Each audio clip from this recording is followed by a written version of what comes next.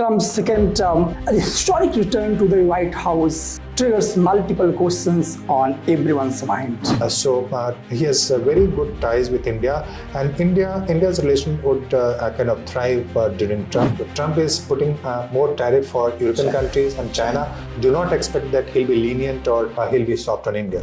Just a few hours are left. President-elect Donald Trump is going to take oath as the 47th President of the United States. His second term in office is defined as one of the stunning comebacks in American history. US politics is always closely watched over the world, just because US policies and actions impact the globe.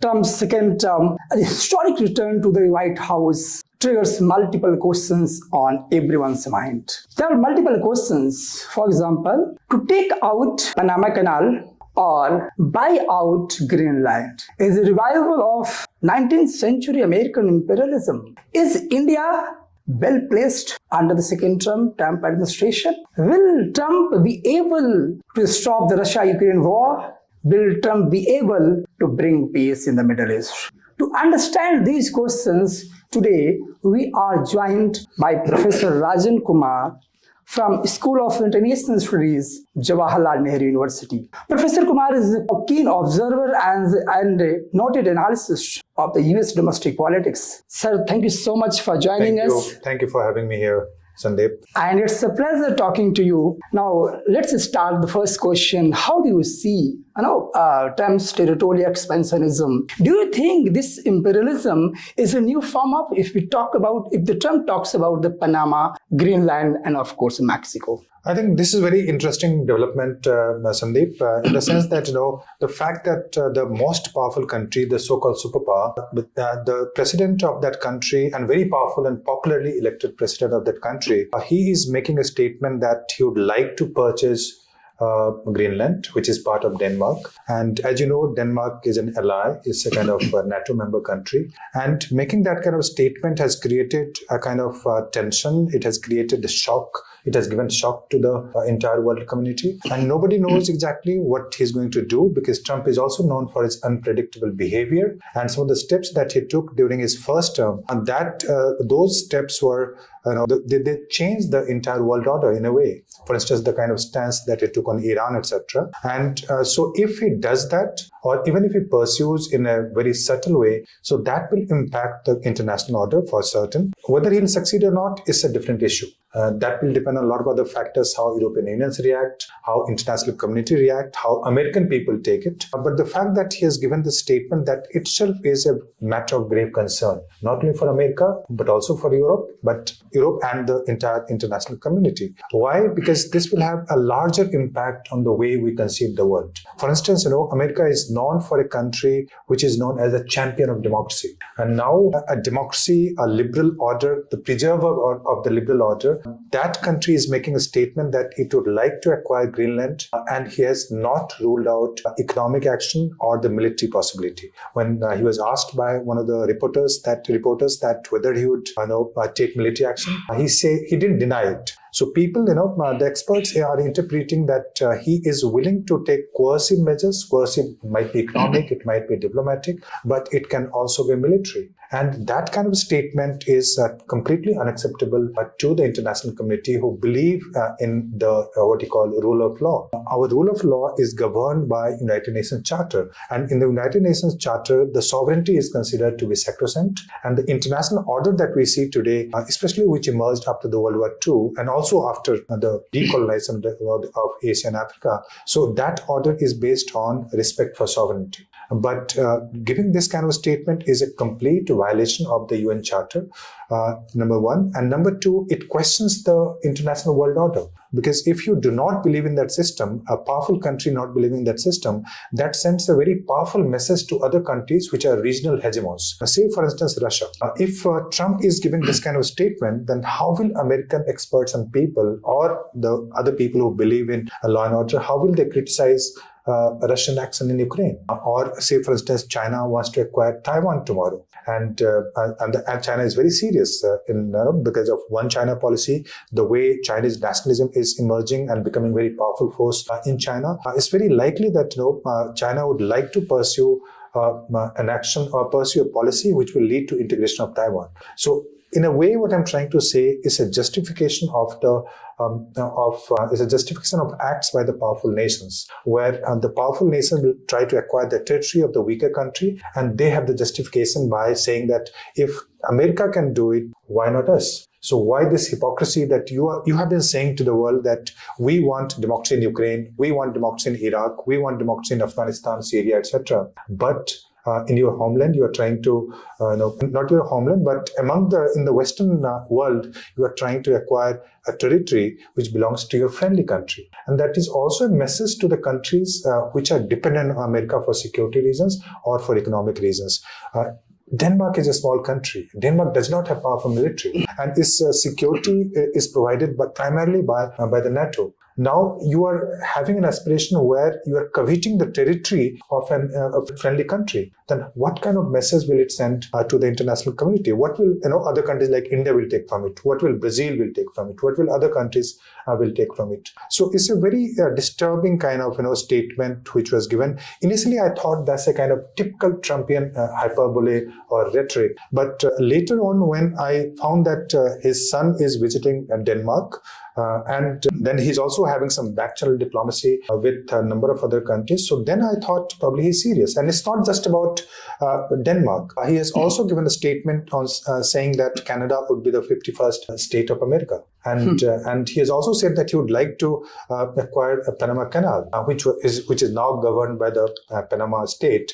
But now he says that because a kind of statement which is not true, he gave the statement that Panama is having a lot of American and Chinese influence and Chinese soldiers, which has been denied by Panama and also by the international community. So in that situation, we are really, really concerned about the world that we have seen until now. So we are witnessing a new kind of imperialism, and the fact that whether he pursues or whether he acts or not is a different issue, but the statement, the ambition, which is coming from Trump, not only from Trump, but also his friends there. For instance, if you are following the X statements, tweeters of Elon Musk, who is a very friendly member of that entire group, Trump group. So he has also said that it would be economically beneficial for this both Greenland as well as America.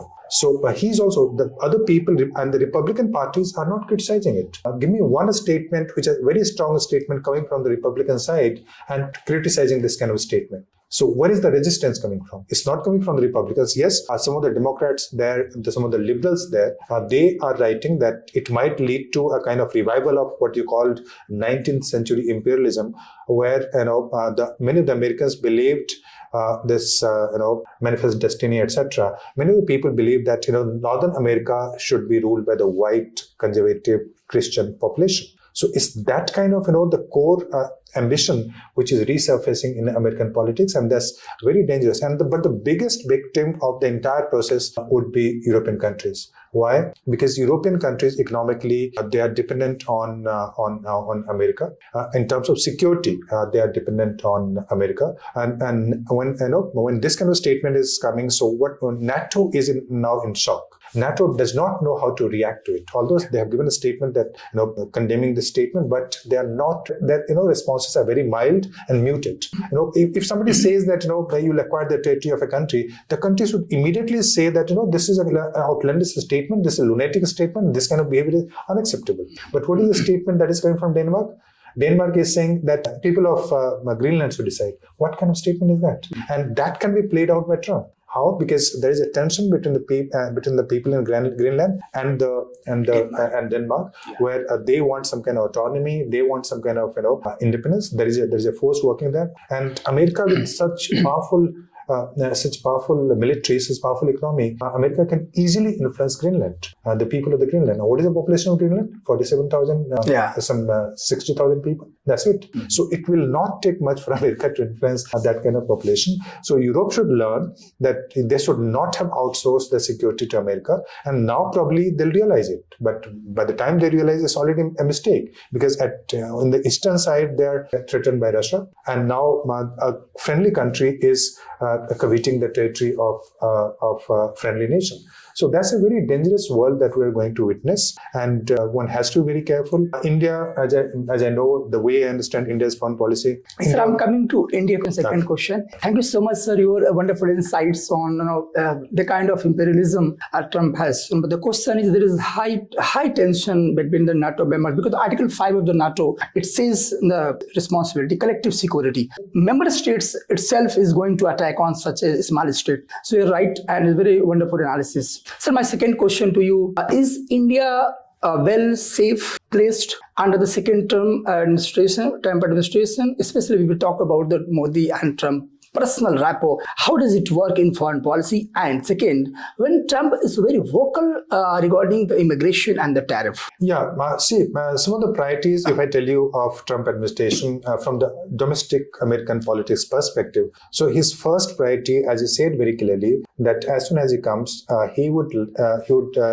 take the initiative where he would like to deport the people who are illegally living in America. That's his first statement. And then he has also said that he'll take measures to promote industries, indigenous industries. So because inflation is very high, he would like to retain or contain the inflation that you see in the United States today. And then he also said that he would on the issue of Ukraine, he has made a very statement which has caused a lot of concern in America and Europe. He has said that he'll have direct dialogue and negotiation with President Putin of Russia, and he would support Zelensky to the extent that listens to what he says. All right, and he'll also initiate some kind of ceasefire, and he said that he'll finish the war in 24 hours. That kind of statement he has given, and there are reports that he's already talking to President Putin through back-channel diplomacy. That war will be impacted, but that would be impacted in a positive way, in the sense that that war has been. Sir, I'm coming to the India question. Okay, yeah. So how far? Because person like Vivek Ramaswamy is there. So many Indians are in a close circle of the Trump administration, and lots of talk about the H-1B visa policy of the Trump. And Trump is very vocal against the Chinese tariff issue. Trump is going to impose high tariff on Chinese product. How will it impact on especially a manufacturing sector, in Indian manufacturing sector? Do you think that this kind of the Biden administration policy will re-continue, or there is any dynamics in both India and Russia? I think as far as India is concerned, India's foreign policy is concerned, so let me tell you that Indian establishment at this moment is very excited with Trump. And India's policy with the United States has a bipartisan kind of consensus, because we consider the United States to be a very important country, because we have a trade of goods and services of roughly $200 billion. And we have a very big diaspora, and you referred to the people of Indian origin, how we have a very big diaspora there in terms of more than 4 million people are there. And then every year, more than 3 lakh students go to United States to study. So we have very strong diaspora. So that is there. Apart from that, in the first term of Trump, Trump actually revitalized that what he call Quad, and Quad is concerning China. So again, I believe that because some of the cabinet members and the kind of policy that Trump is going to pursue, he'll negotiate with Trump. Let me tell you that Trump will negotiate with Xi Jinping, the Chinese president. Do not be under any impression that Trump is going to be very harsh, or he's going to take security measures against China. Be certain that Trump knows that through this pressure of Quad, or through pressure on Taiwan, through security measures, he'll pressurize China to have a sweet deal on the economic issues. And that's the reason he was invited also for the inauguration, although he didn't go for the inauguration, president's inauguration, but he was invited. So that goes in favor of India, because India wants the United States to take very strong, to pursue a strong policy against China. Although, in my view, with China, American policy would be competitive, and at time some kind of rivalry you will also see. But do not see that Trump is going to lead to some kind of conflict with China in terms of military conflict. That is not a possibility, and that's not going to happen. But yes, on a certain issue, he will be tough on China, and that favors India's position. As far as the immigration issue is concerned, most of the people from India who are there in US, they are mostly legal. Either they are on a certain kind of permanent work visa or H1 visa. I have lived in US for quite some time, and I have studied there, so I can tell you that India does not have too many issues as far as immigration is concerned. Like the Mexican and other countries. Like Mexican or and India's number and the illegal people is not very high, and India would be willing to accept the people in case there are some illegal people. There are some people from India who are without the proper visa and all. So India would be willing to take that because India does not have issue, and India's policy is not to promote this kind of illegal immigration. But if Trump becomes very strict on the visa issue, it will kind of it will have impact in other way. For instance, there is a growing sentiment in US against the people who are immigrant at various stages, even the legal immigrants, because people think that my jobs are being taken by the people who come from outside, including India, the good quality jobs. So people are gradually turning very, if I can use the term, xenophobic, and they're also turning a bit racist. So that's a dangerous thing. At the moment, this is not against Indian as such, but gradually it will come down to other people also. So the next question is, will Trump be able to bring peace, any negotiation between Israel and the Gaza? And we have seen recently the 6-week ceasefire. So how do you see in the coming days, will it go long time? In long time solution, the conflict is going on last 1.5 years. Yes. This just yesterday, a deal was signed and it was approved by Netanyahu. As you know, the ceasefire has been agreed between Gaza and Israel. And in that, both the presidents are taking the credit. Biden is also taking the credit, and President Trump, President-elect, who would be president in few days. So he is also taking the credit. And if you read between the lines, and if you go deeper, you'll find that Trump has also played an important role in the current ceasefire. And what he has done, his envoy, whose name is Steve Witkoff, he's the person who has been appointed by Trump to deal with Israel and other issues. So he was present, and it is believed that he was responsible for putting pressure on Netanyahu to agree to the deal. And what is the deal at this moment? Deal is that they'll release, the Hamas will release in the first few days 33 people from Israel, in which some of them are American also. And then Israeli army will withdraw. They'll remain in certain area, but they'll withdraw. They'll also allow some humanitarian aid, etc. to happen. So what I'm trying to say, Trump is already playing an important role in the ceasefire. And this ceasefire deal which has happened, it is credible, partly because Trump's envoy was there, and Trump actually kind of initiated the ceasefire. Trump wants to take credit. Trump wants to win the Nobel Prize, let me tell you. Trump wants to win the he wants to win the Nobel Prize, and he has made the statement that when he was there, no conflict was taking place. But when Biden came, all the conflicts suddenly erupted in different parts of the world. And he also said that he sent a message to Israel saying that you stop the war before I assume presidency. Yes. And same he'll try to do with Russia also. Even sir, he's toned down about the China also. He's ready to engage Chinese president, I think. So this is also the rhetorics between China and the USA. He's going to lowering down that kind of tension. Sir, wonderful, fantastic. And sir, last question is,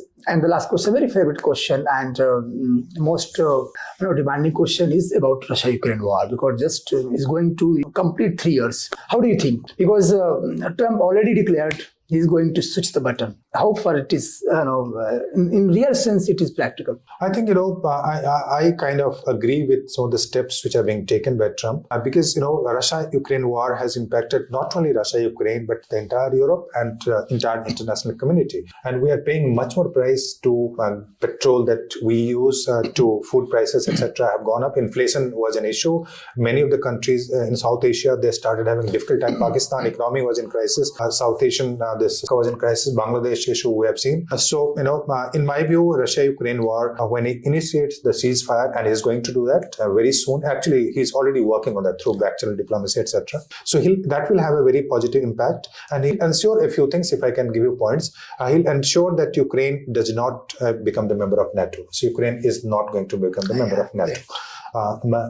So that's one thing. Second, that he'll also kind of lift some of the sanctions which have been imposed on Russia, because Russia will agree to that ceasefire only if some of the sanctions are lifted on which have been imposed by the Western countries. So the sanctions would ease, and then Russia will also negotiate that my oil and gas should be allowed to be sent to other countries. At this moment, there is a $60 cap per barrel. So those sanctions should be lifted, and that will have a very positive impact on at least the international inflation, etc. that you see. But he has also said that he'll not allow some of the shadow vessels which are exporting oil and gas from Russia to other countries. Okay. So he might be a little because he wants to deal with Russia, but he wants to deal with Russia with the strength, where he'll continue sending some military products and also some funds to Ukraine. But at the same time, he'll say that he'll not push Russia to withdraw from the area that has been captured by Russia. So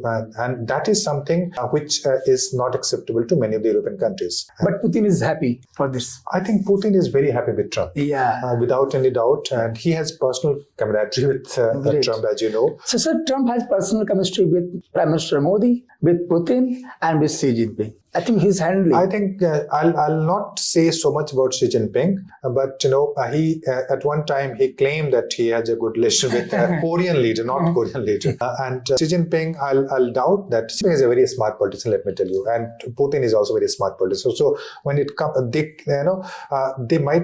appear to be very tough. They'll appear to be when there's a reason to negotiate on the issue of economy and other issues. So they are also willing to negotiate. So Chinese policy is also because China has a very high trade with the United States. There are more than $700 billion, and neither neither China nor the United States would like to lose or stop that kind of trade. Yeah. Yes, some of the things will change. For instance, US would be tougher on supplying what you call critical technology to China. So it will put pressure on the companies which are supplying those technology to China, and China is not very happy about that. And he'll also put more tariff on China. Yeah. And how will that pan out? How will that pan out in terms of trade and international impact, etc.? We don't know. But basically, Trump will try to negotiate with Xi Jinping. But you are right that he has good relation with Putin. He has good relation with Jair Bolsonaro, who was the previous president of Brazil. And he has a relation with Mr. Modi. And Trump Sarkar, all that statement which was given earlier. So he has very good ties with India, and India's relation would kind of thrive during Trump, and that's my hunches. Even the defense cooperation will also continue. Absolutely. Not only continue, I think defense cooperation is going to get much better with the United States. So some of the earlier initiatives like Comcasa, Baker, etc., the agreements, logistic agreements, etc., that were signed by United States, those will go further, and more agreements you will see to be signed. US is also very interested in selling, selling arms and weapons to India, and Trump, because Trump will put pressure on India to have more defense purchases from United States. So those kind of things you'll see. Economic cooperation will also continue. Yes, India will face some pressure on tariff issue, but because if Trump is putting more tariff for European countries and China, do not expect that he'll be lenient or he'll be soft on India. So he'll try to negotiate with India, through which India imports more product from the United States, because that's his policy. And he would also like to ensure that there is more investment from India to United States, the way he did with Japan, where he made one of the bank CEO commit to United States that there'll be investment of $100 billion. So those kind of not coercive, I'll say, some kind of pressure you will expect between the two countries, US and India. Sir, thank you so much for your wonderful insights. So this is all about the US elected president who is going to take oath, and lots of the questions, speculations. I hope that you will be benefiting from his deep insights on the US domestic politics, Asia, in India, China, Russia, and Middle East, of course. All the topics have been covered by Professor Rajan Kumar, and I hope that my audiences will be benefited from his deep insights. Thank you so much, sir, for joining us today. Thank you for having me here. Thank you.